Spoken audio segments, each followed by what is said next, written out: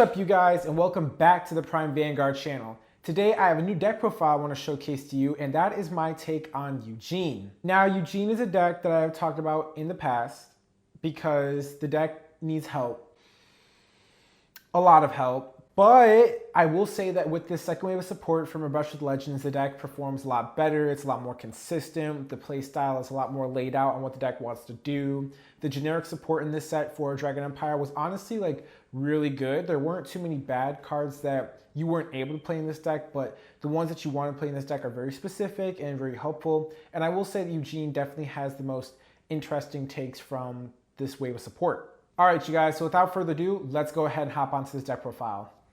All right, y'all, so to get this Eugene video popping, this is the ride chain that I am playing for the Eugene deck. It is the generic Eugene ride chain with Bart, Nigel, and Randor, all helping you get additional soul on that first turn Eugene, so you can go ahead and use that ability right away to build up your board and get some soul back. So this ride chain is perfect for me. I really do enjoy it, and I'm just gonna keep it this way until we get something better. Moving on to the main deck, I play 3 copies of Heavenly Artillery of Duststorm Eugene. Eugene is obviously the main grade 3 of the deck, still a really underrated card. Eugene got a lot of really good support this set, I have to admit, when it comes to generic Dragon Empire cards. His first ability is a lot more viable and not as restricted to play, as a lot of the cards that you play in the deck can maintain their effects, their act abilities, so that means that even if you rest them, you can still get a benefit out of that card, even though you can't offensively use it.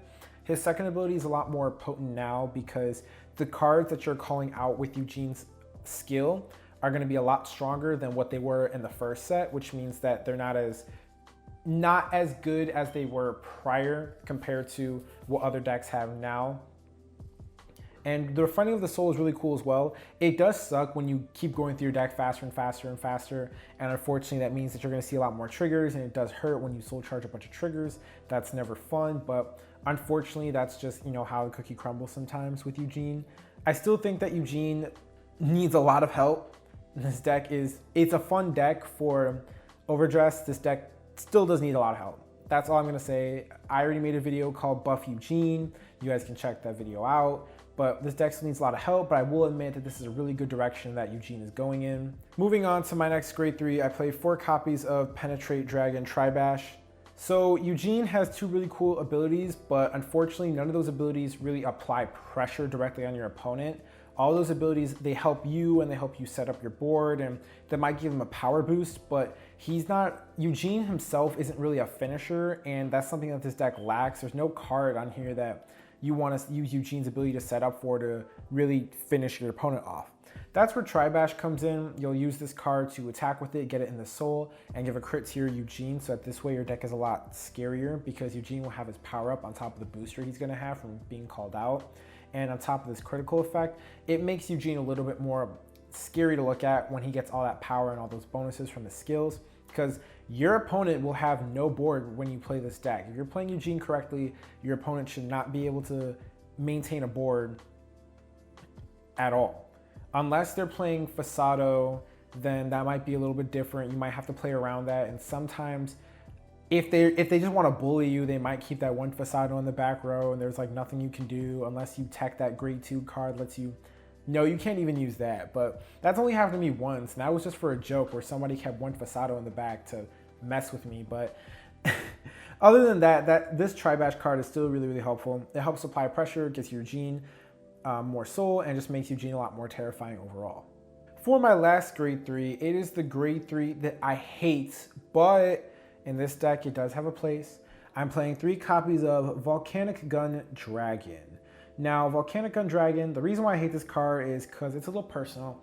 This card reminds me of Blazing Flare Dragon and all the glory that Blazing Flare Dragon could have had, and it is really sick and amazing artwork, but Gate Ruler took Blazing Flare's art. This card took Blazing Flare's art, so it's whatever at this point. But I'm playing 3 copies of Volcanic Gun Dragon because it's an 18k beat stick, and it does the same thing as the grade 2 that I was playing prior does, which is the grade 2. If you have 2 or less rear guards on your opponent's field, then that gets 5k. This card is just a bigger variation of that. Moving on to the grade 2s of the deck, I am playing 4 copies of Strong Fortress Dragon Gibra Brachio. Now, Jiba Brachio is the MVP for the Eugene deck. This card's utility for Eugene does a lot more than I thought it would. I will say that it does factor into the whole buff Eugene play. If this is where Eugene is going to keep going, then I say that this card is a really, really amazing start. So Jiba Brachio is a card you keep on the field. You can use this as a target for Eugene's first ability to rest it, so he can get 10k. It'll restand, it gets 5k. You can also have this card rest itself so that you can blow something up on your opponent's field. And this is just really helpful because this card will do everything that Eugene needs it to do. I don't like the fact that it's a Soul Blast because that will take away from Eugene's own Soul Blasting skill, but Soul is something that this deck can easily recover with everything that you play. And being a really good target for Eugene is actually really helpful as well, especially the fact that this card restands itself, meaning that unlike the other cards that we play in the deck that will remove themselves from the board or put themselves into the soul, for just being a target for Eugene's first ability, you have this card which stays in the field and will be loyal to you later through the game, as it'll just become a bigger beat stick for your opponent to deal with. Jiba Brachio is a 4 of in any Eugene deck. I don't care what anybody says, you need to be playing 4 copies of this card if you want to play Eugene.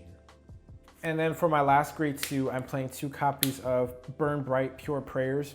So this is one of the defensive cards that I have in the deck for Eugene. This deck I play a lot more grade 1s and a lot more grade 3s than I thought I was going to play, but over time I just realized that I want all of my cards to offensively help Eugene because that's where the weakness is at. It's just Eugene has to set up and Eugene needs all these things to do really, really well. And the deck is very rearguard reliant as your entire playstyle is revolved around you calling out the best cards with Eugene's Soul Blast to 5 skill. So I just wanted my cards to be offensively the best as possible.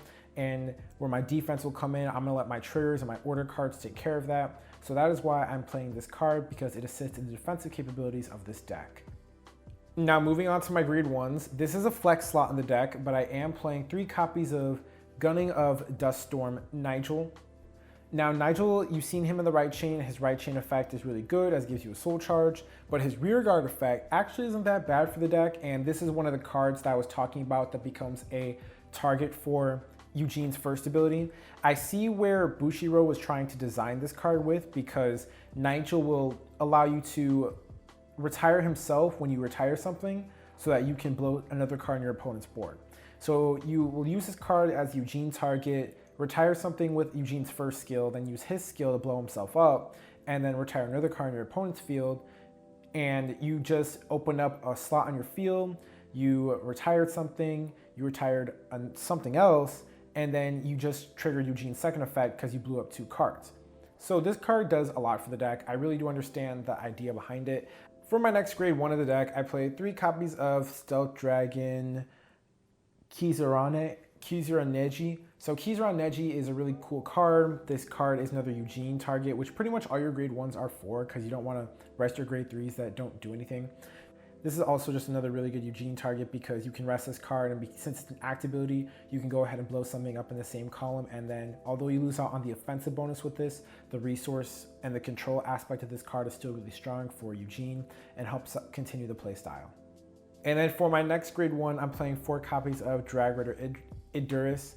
Honestly, the best grade 1 of the deck. I really, really do like this card. This card helps Eugene out so much. It can give you whatever you need. It can move itself into the soul to get that 5th soul for the skill. It can become a 15k beat stick for your Eugene offense if you need to go there and it's really bad. If not, it becomes a 15k booster for your already high powered up attackers that are getting 5k from just your opponent not having a board or board presence. This card is just one of the best resource management and utility cards to Eugene. I know that directly this isn't like a resource management card, but this card does so much for Eugene, and you just want to make sure that you play forward this card. This is another 4 of the deck because it does so much for Eugene. I just can't emphasize that enough. Like, the best cards to Eugene are very like straightforward support cards for this deck, and Eugene needs all the help that it can get. So you really do in this deck want to maximize the best cards that this deck can play for you. And Iduriss is just one of those cards. And then lastly, I play 4 copies of Twin Buckler Dragon. This is the Dragon Empire Sentinel. There's not much else to say about this card, and the fact that this card helps you out later in the game when your resources are low. Moving on to my triggers, I play 1 copy of Dragveda. Dragveda, one of the best OTs out there. Being able to restand your Vanguard for free and get 1,000,000 power is just too strong. Too strong. You can also, if you get really lucky, you can combine the Tri-Bash and your Eugene and make sure you got a 1,000,000 critical coming at your opponent that they either have to Sentinel or die to if you reveal a critical trigger on top of that or any trigger prior to that, which is really amazing as well. So Dragveda, one of the best OTs out there. For the rest of my triggers, I am playing 3 copies of Blazing Maiden Parama.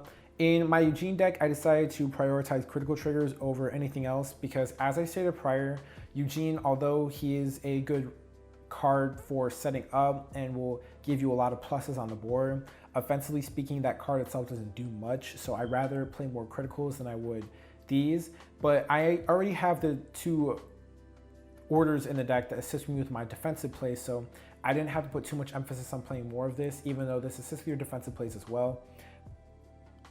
But with the introduction of more criticals into the deck, with the introduction of the order, I'm completely happy with just playing 3 copies of this. And then for the rest of the triggers, I play 4 copies of Conduct Spark Dragon, 4 copies of Blaze Maiden Zonne, and then I play 4 copies of White Light Dragon Piacoschio. All right, you guys, so that's it for the Eugene deck profile. Thank you so much for joining me on this deck profile. Eugene, you're really fun to play, but you still need a lot of help. I understand that Eugene recently won a local event around my area. It's on YouTube. I'll go ahead and leave that Eugene deck in the description below. Not sponsored or related, but all right, you guys, thank you so much for watching and staying tuned with me throughout the entire video. If you guys enjoyed my Eugene deck profile, go ahead and give me that thumbs up. It really does help the channel. Also, don't forget to comment and subscribe and hit the notification bell on my channel so you guys are notified whenever I drop new content for my videos. Don't forget to tell me what your guys' thoughts are on Eugene in the comment section below. If your friends thinking about building Eugene, don't forget to share this video with them so that they can get started off with something, as all my decks are just templates for you to play with based off what I've just been playing with. And tell me your thoughts on that. Well, that's it for today, guys. Peace.